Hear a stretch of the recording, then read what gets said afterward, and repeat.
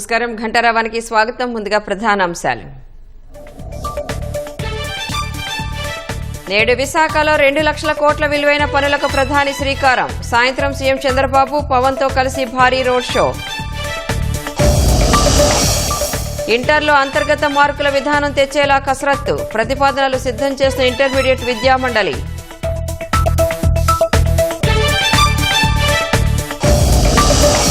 పేర్ని నాని భరోసా ఇవ్వడంతోనే బియ్యం తరలించాం. పోలీసుల విచారణలో నిందితుల వెల్లడి.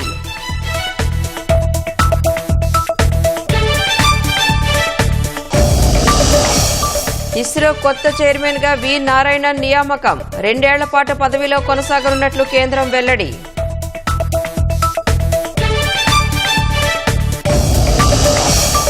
హంసల దీవి వద్ద గుట్టలుగా ఆలివ్ రిడ్లే తాబేళ్ల కళేబరాలు. సంతానోత్పత్తి కోసం ఒడ్డుకు వచ్చి మృత్యువాత.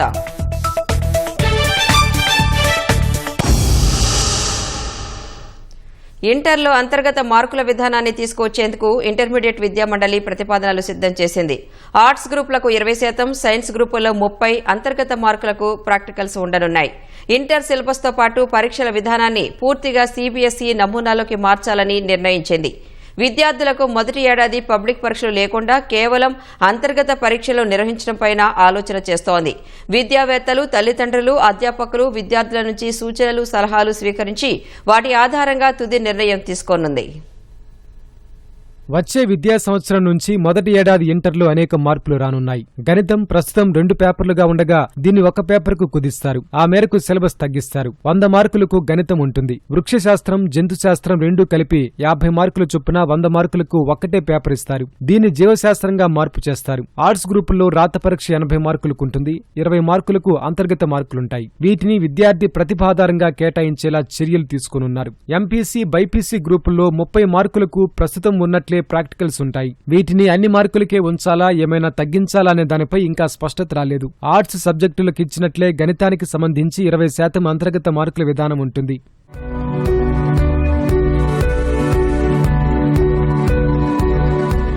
విద్యార్థులకు తమ ఇష్టం ప్రకారం అదనంగా 1 సబ్జెక్టును చదివే అవకాశం కల్పించబోతున్నారు. ప్రస్తుతం ప్రథమ, ద్వితీయ భాషలు కాకుండా గ్రూప్ సబ్జెక్టులు ఉంటున్నాయి. కొత్త విధానంలో 500 మార్కులకే పరీక్షలు జరుగుతాయి. మొదటి ఏడాది అన్ని అంతర్గత పరీక్షలే కావడంతో రెండో ఏడాదే ప్రామాణికంగా ఉంటుంది. ఆంగ్ల భాష సబ్జెక్టు తప్పనిసరి. రెండో భాష ఐచ్ఛికం. ఏ సబ్జెక్టునైనా రెండో భాషగా ఎంపిక చేసుకోవచ్చు. ఎంపీసీ గ్రూప్ తీసుకున్న విద్యార్థి గ్రూప్ సబ్జెక్టులతో పాటు మొదటి భాష ఆంగ్లం, రెండో సబ్జెక్టుగా ఆర్థిక శాస్త్రం, సివిక్స్, చరిత్ర, ఫ్రెంచ్, సంస్కృతం ఇలా ఏ సబ్జెక్టునైనా ఎంపిక చేసుకుని చదువుకోవచ్చు. ఆర్ట్స్ గ్రూప్ వారికి ఆసక్తి ఉంటే జీవశాస్త్రం, గణితం లాంటి వాటిని రెండో సబ్జెక్టుగా ఎంపిక చేసుకోవచ్చు. విద్యార్థుల ఆసక్తిని అనుసరించి ఏ సబ్జెక్టు అయినా చదువుకోవచ్చు. బైపీసీ అభ్యర్థులు గణితం తీసుకుని ఎంబైపీసీ చదువుకోవచ్చు. మొత్తం భాషా సబ్జెక్టులు 11, గ్రూప్ సబ్జెక్టులు 15 ఉంటాయి.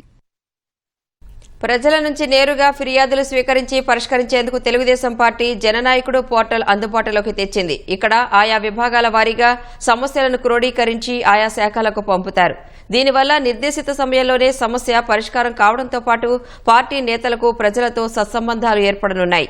పార్టీ కార్యకర్తలు, నేతలను ప్రజలకు మరింత చేరువ చేసే లక్ష్యంతో సీఎం సొంత నియోజకవర్గం కుప్పంలో ప్రయోగాత్మకంగా ప్రారంభించిన ఈ పోర్టల్ విశేషాలను ఓసారి చూద్దాం.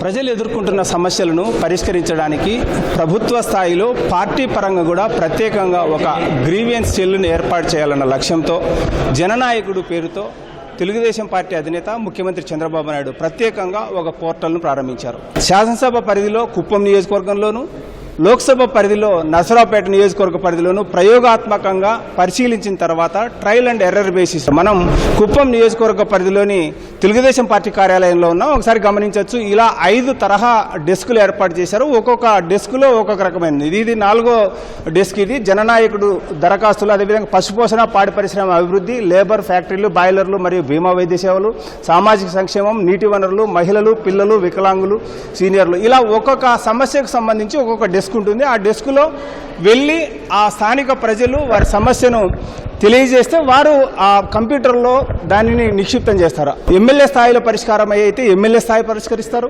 లేదంటే తెలుగుదేశం పార్టీ అధినేతగా పరిష్కరించాల్సి వస్తే చంద్రబాబు నాయుడు పరిష్కరిస్తారు, లేదా ముఖ్యమంత్రి స్థాయిలో పరిష్కరించాల్సిన సమస్య అయితే ముఖ్యమంత్రిగా చంద్రబాబు నాయుడు ఈ సమస్యలు పరిష్కరిస్తారు. ఇది ప్రయోగాత్మకంగా చేపడుతున్నారు. అసలు ఈ జననాయకుడు అన్న పోర్టల్ను ఏ విధంగా సేవలు అందించడానికి ప్రజలకు రూపొందించారు, వీటి ద్వారా ఎలాంటి సేవలు అందబోతాయి అన్న విషయాలు తెలియజేసేందుకు మన దగ్గర చిత్తూరు ఎంపీ దగ్గుమల ప్రసాదరావు ఉన్నారు. వారిని అడిగి మరిన్ని తెలుసుకుందాం. సరే, ఈ పోర్టల్ ప్రారంభోత్సవం ముఖ్య ఉద్దేశం ఏంటి? అసలు ఈ పోర్టల్ ప్రారంభించాలన్న ఆలోచన సీఎంకి ఎలా వచ్చిందంటారు? ఈ పోర్టల్ ముఖ్యంగా ప్రజల సమస్యలు పరిష్కరించడానికి ఏర్పడిన పోర్టల్. టెక్నాలజీని వాడుకొని ఎంతవరకు ప్రజా సమస్యల్ని పరిష్కరించగలం అనేది హానరబుల్ సీఎం గారు చాలా కాలం ఆలోచించి ఒక పద్ధతిని కనిపెట్టారు. దాని ప్రకారం ఇక్కడ ఎస్టాబ్లిష్ చేయడం జరిగింది. వచ్చిన ప్రతి అర్జీని వాళ్ళు అక్కడ రిసెప్షన్లో ఎంట్రీ చేస్తారు, బేసిక్ ఎంట్రీస్. సంబంధిత సమస్య గురించి మీరు అందరూ చూసారు, ఇక్కడ కౌంటర్స్ ఉన్నాయి. ఏ సమస్యకి ఏ డిపార్ట్మెంట్కి సంబంధించింది ఆ డిపార్ట్మెంట్కి వెళ్ళి వాళ్ళందరూ అక్కడున్న కూర్చున్న అభ్యర్థి వీళ్ళ దగ్గర నుంచి వాళ్ళ సమస్య అంటే ఏంటో కనుక్కొని, వీళ్ళందరూ ఎక్కువ మంది చదువు తక్కువ ఉన్నవాళ్ళు కాబట్టి వాళ్ళు కూడా విని వీళ్ళు రాసింది తీసుకొని దానిలో ఎక్కిస్తారు సమస్య అంటే ఏంటో. ఆ సమస్య ఇక్కడ ఎంఆర్ఓ చేయగలిగిందా, కలెక్టర్ గారు చేయగలిగిందా, రెవెన్యూ అయితే, లేకపోతే పోలీస్ సమస్య అయితే ఎస్పీ గారు చేయగలిగిందా, లేకపోతే ఇంజనీరింగ్ సమస్య, లేకపోతే వ్యవసాయానికి సంబంధించిందా, హార్టికల్చర్కి సంబంధించిందా అనేది ఇక్కడ మనం క్లాసిఫికేషన్ అయిపోయి అందరికీ వీళ్ళు ఇక్కడ నుంచి పోస్ట్ చేస్తారు. ఎక్కడెక్కడ మీ సమస్య ఎట్లా ఉంది ఎట్లా ఉన్నది. దానిలో రిమార్క్స్ కూడా ఉంటుంది ఒక కాలంలో. దానిలో ఈ సమస్యని క్లుప్తంగా ఎక్స్ప్లెయిన్ చేస్తారు. ఇది ఆనరబుల్ సీఎం గారి స్క్రీన్ మీద కనబడుతుంది. అక్కడ వాళ్ళు పెద్ద సమస్యలన్నింటినీ వాళ్ళ పేషీ ద్వారా రకరకాల డిపార్ట్మెంట్లకు పంపిస్తారు. సమస్యలను ఎలా తీర్చాలి అనే దానికి ఇది ఒక మంచి మెథడ్ ఉన్న పోర్టల్. కొన్ని టూతింగ్ ప్రాబ్లమ్స్ అంటారు, ప్రారంభం ఇచ్చిన కొన్ని చిన్న ప్రాబ్లమ్స్ వచ్చినాయి, వాటిని కూడా సాల్వ్ చేసిన తర్వాత టెస్ట్ రన్ అయిపోయిన తర్వాత ఈ పూల్ ప్రూఫ్ అయిపోయింది అన్నప్పుడు 15 రోజుల తర్వాత మేము చిత్తూరు హెడ్ క్వార్టర్లో కూడా స్టార్ట్ చేస్తాం. అక్కడ కూడా అయిపోతే ఆల్ ఓవర్ స్టేట్కి దీన్ని పట్టింది. సో దట్ ప్రజలకి అందుబాటులో ఉన్నట్టు ఉంటుంది. ప్రజల సమస్యలు పరిష్కార దిశగా కనపడుతుంది. పిటిషన్లు తీసుకోవటం ఎవరిది వెళ్ళిపోయిందనే తెలియటం లేదు. డేటా కూడా ఏర్పడుతుంది. మేము ఎంతమంది సమస్యలకు అర్జీలు తీసుకున్నాం, ఎంతమందికి మేము సాల్వ్ చేయగలిగాం, ఎంతమంది పెండింగ్ ఉన్నాయి, ఆ పెండింగ్ వాటికి దేనికి సొల్యూషన్ ఏంటి అనేది. దీంతోపాటు ఈజీగా ఉండటం కోసం ఏం చేశారంటే ఎలక్షన్ డేటా, ఆధార్ డేటా కూడా వీటిలో సాఫ్ట్వేర్లు పెట్టడం జరిగింది. అంటే మీరు ఒకసారి వచ్చి ఆ విలేజ్ అతని పేరు కొట్టగానే మీకు స్క్రీన్ మొత్తం కనపడుతుంది. ఆ స్క్రీన్ మొత్తంలో ఏం సమస్యని ఎత్తుకుంటాం, ఇంకా మొత్తం ఎంట్రీ చేయాల్సిన అవసరం కూడా లేదు. అంత సాఫ్ట్వేర్ డెవలప్మెంట్ ఉంది. అదే దీనిలో ఉన్న ఇంకొక ఇష్యూని అవాయిడ్ చేయడం ఏంటంటే, ఇప్పుడు హెల్త్ డిపార్ట్మెంట్కి వెళ్తే ఇది మాది కాదు పక్కన వాళ్ళకి, పోలీస్కి వెళ్తే మాది కాదు లీగల్కి, ఇట్లా చెప్పే పరిస్థితి ఉండదు. ఇన్స్టెంట్గా సాల్వ్ అయిపోతాయి. ప్రజల సౌకర్యార్థం, ప్రజలకి సమస్యల పరిష్కారానికి ఈ యాప్ పనిచేస్తుంది. సో బేసిక్గా డిపార్ట్మెంట్ వైజ్ ఆ సమస్యలను గుర్తించి వాటిని నోట్ చేసి ఇచ్చేస్తారంట. అవును, డిపార్ట్మెంట్ వైజ్ వచ్చిన సమస్యల్ని మేము గుర్తించి ఆ డిపార్ట్మెంట్లో వీళ్ళకి పరిష్కారం ఎలా చూపించాలనేది ముఖ్య ఉద్దేశం. ఇది పరిస్థితి. మనం ఇప్పటి వరకు ప్రభుత్వం వైపు నుంచి ప్రతి సోమవారం కలెక్టర్లోనూ లేకపోతే మండల కార్యాలయంలో, తహసీల్దార్ కార్యాలయంలో గ్రీవెన్స్లు తీసుకునేవాళ్ళు. ఇప్పుడు అలా కాకుండా పార్టీ కార్యాలయాల్లో ఇలాంటి ప్రత్యేకమైన ఏర్పాటు చేయడం వల్ల జననాయకుడు అనే పోర్టల్ ద్వారా ఆయా శాఖల వారీగా ఏ శాఖలో ఏ సమస్య ఉంది, ఆ సమస్య పరిష్కరించడానికి ఏ స్థాయి అధికారి అవసరము, దానికి సంబంధించి అది ఆర్థిక పరమైన అంశమా, ఆర్థికేతర అంశాల, ఇలా వివిధ విభాగాల వారీగా వాటిని గుర్తించి కంప్యూటర్లో నమోదు చేయడం ద్వారా ఆ సమస్యకు త్వరితగతిన ఎలాంటి ఆలస్యం కాకుండా పరిష్కరించేందుకు వీలు పడుతుందనే అభిప్రాయం వ్యక్తమవుతోంది. కెమెరామెన్ భాస్కర్తో వి నారాయణప్ప, ఈటీవీ న్యూస్, కుప్పం నుంచి. విశాఖలో 2 లక్షల కోట్లకు పైగా విలువైన అభివృద్ది కార్యక్రమాలకు ప్రధాని నరేంద్ర మోదీ నేడు శ్రీకారం చుట్టనున్నారు. రైల్వే జోన్, పారిశ్రామిక hub, green hydrogen hub, bulk drug పార్కులకు శంకుస్థాపన చేయనున్నారు. సీఎం చంద్రబాబు, ఉప ముఖ్యమంత్రి పవన్ కళ్యాణ్తో కలిసి భారీ రోడ్ షో చేయనున్నారు. ప్రధాని పర్యటన దృష్ట్యా ప్రభుత్వం విస్తృత ఏర్పాట్లు చేసింది. పోలీసులు భద్రతను కట్టుదిట్టం చేశారు. విశాఖలో ప్రధాని నరేంద్ర మోదీ నేడు పర్యటించనున్నారు. మూడోసారి ప్రధానిగా ఎన్నికైన తరువాత తొలిసారిగా రాష్ట్రానికి వస్తున్న మోదీ ఈ పర్యటనలో విశాఖ రైల్వే జోన్కు శంకుస్థాపన చేయనున్నారు. వివిధ రైల్వే రోడ్డు ప్రాజెక్టులను జాతికి అంకితం చేయనున్నారు. సాయంత్రం 4:15 ప్రత్యేక విమానంలో ఐఎన్ఎస్ డేగాకు ప్రధాని మోదీ చేరుకుంటారు. అక్కడ ప్రధానికి CM Chandrababu, deputy CM Pawan Kalyan స్వాగతం పలుకుతారు. 4:45 సిరిపురం కూడల నుంచి ఏయూ ఇంజనీరింగ్ కళాశాల మైదానం వరకు ముగ్గురు నాయకులు కలిసి భారీ రోడ్ షో నిర్వహిస్తారు. సాయంత్రం 5:30 నుంచి 6:45 వరకు సభ జరగనుంది.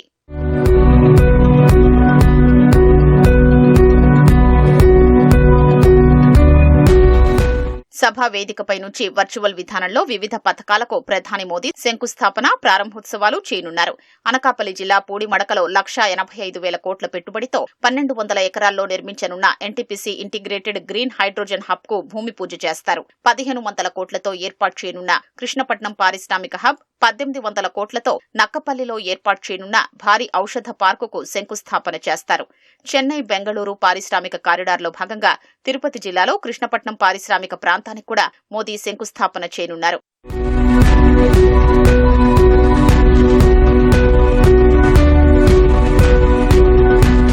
విశాఖ, ఒడిషా పర్యటనలపై ప్రధాని మోదీ తెలుగులో పోస్ట్ చేశారు. హరిత, పునరుత్పాదక ఇంధనాలు, మౌలిక సదుపాయాలు వంటి అనేక ప్రాజెక్టులతో పాటు మరెన్నో ఇతర కీలక ప్రాజెక్టులను ప్రారంభించేందుకు విశాఖ ప్రజల మధ్య సమయం గడిపేందుకు ఎదురు చూస్తున్నట్లు తెలిపారు. నేషనల్ గ్రీన్ హైడ్రోజన్ మిషన్లో తొలి హబ్ అయిన NTPC green energy limited green hydrogen hub ప్రాజెక్టుకు శంకుస్థాపన చేయడం సంతోషకరమైన విషయమన్నారు. మోదీ పోస్టుకు బదులిచ్చిన ముఖ్యమంత్రి చంద్రబాబు ఏపీ ప్రజల తరపున స్వాగతం పలికారు. 2 లక్షల కోట్లకు పైగా విలువైన ప్రాజెక్టులకు శంకుస్థాపనలు, ప్రారంభోత్సవాలు జరిగే నేటి కార్యక్రమం రాష్ట్రాభివృద్ధిలో కీలక ముందడుగని అభివర్ణించారు.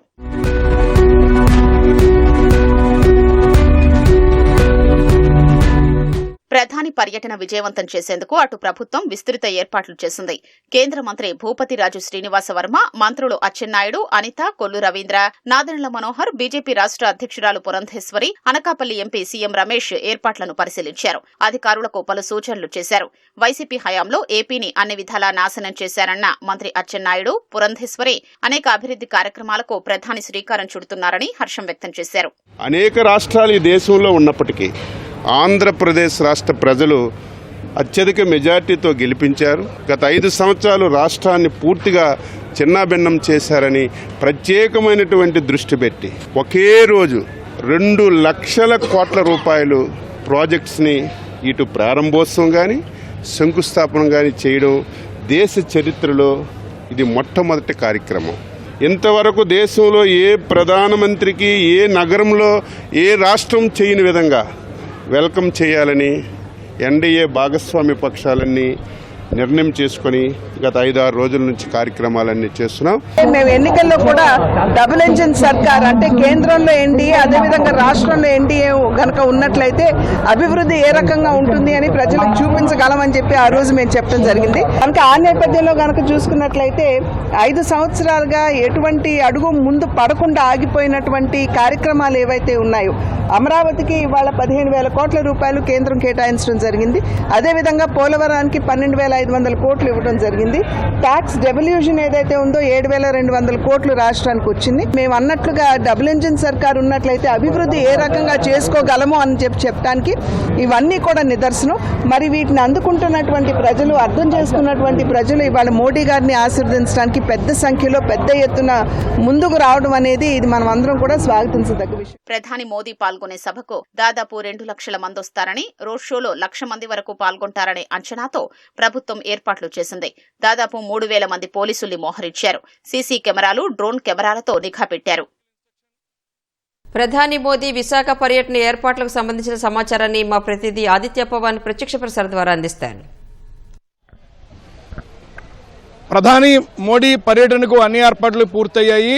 ఈ సాయంత్రం 4:15 ప్రధాని మోడీ ఐఎన్ఎస్ డాగా ఎయిర్పోర్టుకు చేరుకుంటారు. వారికి ముఖ్యమంత్రి చంద్రబాబు, ఉప ముఖ్యమంత్రి పవన్ కళ్యాణ్ స్వాగతం పలుకుతారు. అనంతరం ఐఎన్ఎస్ డాగా ఎయిర్పోర్ట్ నుంచి వాహనంలో బయలుదేరి సిరిపురం కూడలి వరకు వస్తారు. సిరిపురం కూడలి దగ్గర 4:45 ప్రజలకు అభివాదం చేస్తూ రోడ్ షో చేస్తారు. ఈ రోడ్ షోలో కూడా ఓపెన్ టాప్ మీద, ప్రధానంగా చూసుకున్నట్టయితే ఓపెన్ టాప్ మీద ప్రధానమంత్రి, ముఖ్యమంత్రి చంద్రబాబు, అలాగే డిప్యూటీ సీఎం పవన్ కళ్యాణ్. ఈ ముగ్గురు కూడా ఓపెన్ టాప్ మీద ప్రజలకు అభివాదం చేస్తూ సిరిపురం కూడలి వెంకటాద్రి వంటిల్లు ప్రాంతం నుంచి బయలుదేరి ఆంధ్ర యూనివర్సిటీలో ఉన్నటువంటి ప్రజావేదిక పేరిట ఏర్పాటు చేసిన బహిరంగ సభ ప్రాంగణానికి చేరుకుంటారు. బహిరంగ సభ వరకు కూడా ప్రధానమంత్రి వాహనం వస్తుంది. అంటే బహిరంగ సభలో ఉన్నటువంటి ప్రజలకు కూడా అభివాదం చేసుకుంటూనే వారు ప్రజావేదిక మీద వెళ్తారు. ప్రజావేదిక మీద సుమారుగా 2 లక్షల కోట్ల రూపాయల అభివృద్ధి కార్యక్రమాలకి శ్రీకారం చుడతారు. ప్రధాని మోదీ పర్యటన ఏర్పాట్లకి మొత్తం అంతా కూడా ఏర్పాట్లు పూర్తి చేశారు అధికార యంత్రాంగం. సుమారుగా 3,000 మంది పోలీసులు భద్రతా ఏర్పాట్లు చూస్తుంటే 2,000 మంది అధికార గణం పూర్తిగా అన్ని ఏర్పాట్లు చేస్తున్నారు. ముఖ్యంగా సుమారుగా ఇటు రోడ్ షోకి 80,000 మంది పైగా ప్రజానికి వచ్చే అవకాశం ఉంది. సభలో కూడా సుమారుగా 2 లక్షల మంది పాల్గొనే అవకాశం ఉంది.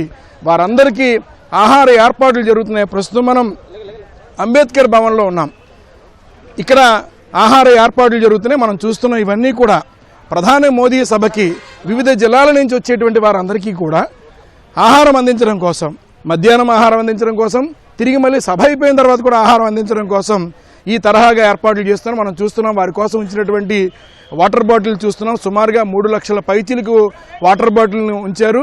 అలాగే 2,2.5 లక్షల పైగా ఆహార పొట్లాలు సిద్ధం చేస్తున్నారు. ప్రస్తుతం మనతోటి అధికారులు ఉన్నారు. ఇదంతా కూడా పౌర సరఫరాల శాఖ చెందినటువంటి అధికారులు పూర్తిగా ఈ ఆహార పంపిణీ కార్యక్రమం కానీ ఆహార పొట్లాలు ఆహార సంబంధించిన ఏర్పాట్లంతా కూడా వారు చేస్తున్నారు. ప్రస్తుతం అందరూ దసరామయ్య ఉన్నారు, వారితో మాట్లాడదాం.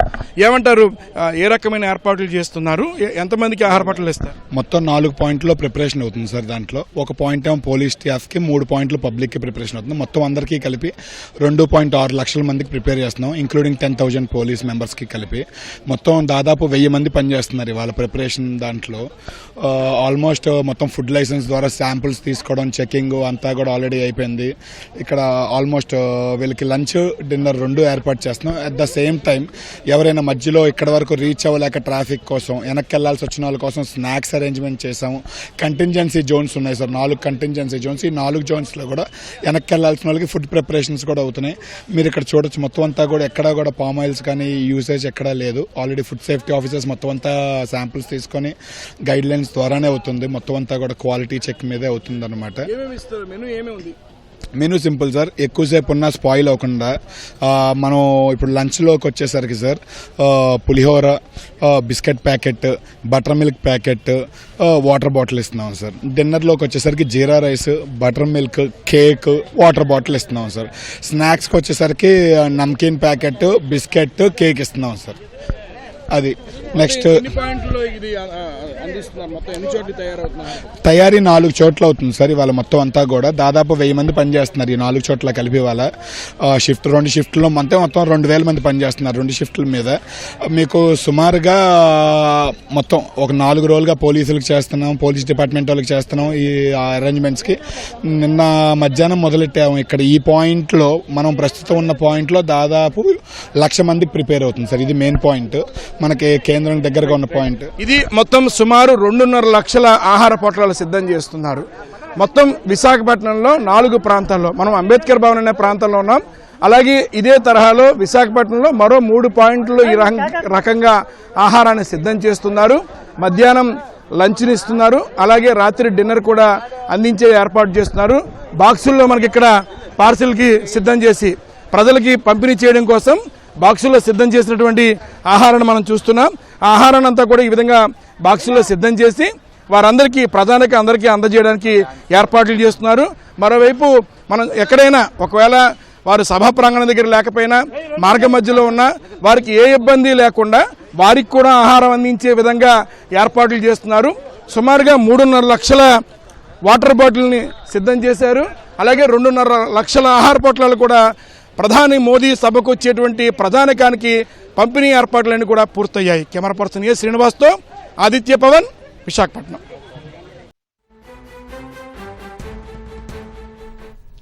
వర్రా రవీందర్ రెడ్డిని పులివెందుల పోలీసులు కస్టడీకి తీసుకున్నారు. దీనిపై మరింత సమాచారం మా ప్రతినిధి మురళిని అడిగి తెలుసుకుందాం.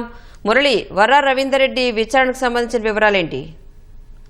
రాణి, వైసీపీ సోషల్ మీడియా కార్యకర్త పులివెందులకు చెందిన వర్రా రవీందర్ రెడ్డిని కొద్దిసేపటి క్రితమే పులివెందుల పోలీసులు 2 రోజుల కస్టడీకి తీసుకున్నారు. కడప జైలు నుంచి కస్టడీకి తీసుకున్న పులివెందుల పోలీసులు నేరుగా రిమ్స్ కు తరలించారు.